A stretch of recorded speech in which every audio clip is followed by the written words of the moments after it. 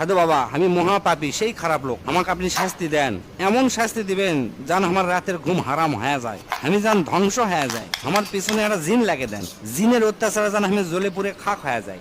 এত কথা কোষ করে বলেই তো হয় যে আমার একটা বউ দরকার। ভাই, আপনি হোটেলে গরম গরম কি আছে? স্যুপ আছে স্যার। আরো বেশি গরম কি আছে? স্যার এর থেকে বেশি গরম চাউমিন আছে। আরো গরম কি আছে? স্যার গরম টকবকা পানি আছে। আমি আরো গরম চাচ্ছি। চুলার ভিতর গরম খড়ি আছে, লাগবে নাকি লিয়ে আসমো? আরে আমি ওটাই তো চাচ্ছি, বিড়ি ধরামো, জানলি আসেন। পুরুষ লিয়ে যদি সুন্দর একটা কবিতা কভার পারেন তাহলে আপনি চাকরি কনফার্ম। রুবেল মিয়ার একটা কবিতা কাল থেকে মনের মধ্যে খালি আকু বাকু করিচ্ছে। আচ্ছা লেন ওটাই কন।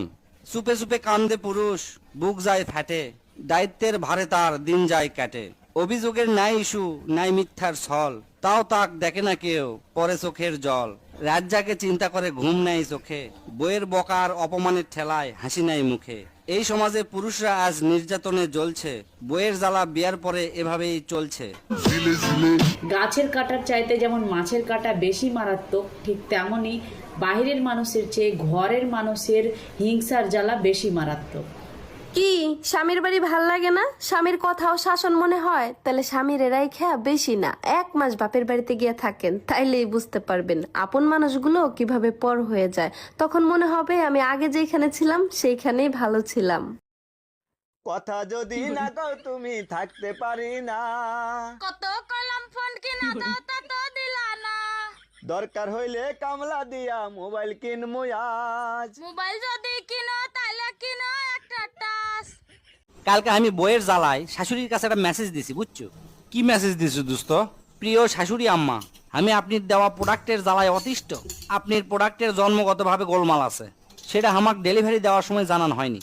আমি পদে পদে হয়রান হয়ে যাচ্ছি, দয়া করে মাল ফেরত নিয়ে যান আর ভালো মাল দেখে পাঠান। তারপর শাশুড়ি আমার মেসেজে রিপ্লাই দিছে। কি রিপ্লাই দিছে দোস্ত, কত না?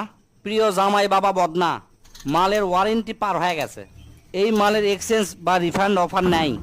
মাল ঘরত নেওয়ার সময় ঠিকঠাক ব্যবহার করার দায়িত্ব গ্রাহকের। মাল ডেলিভারি দেওয়ার সময় তার ব্যবহার বিধি ভালো করে কয়ে দিছি তোমার।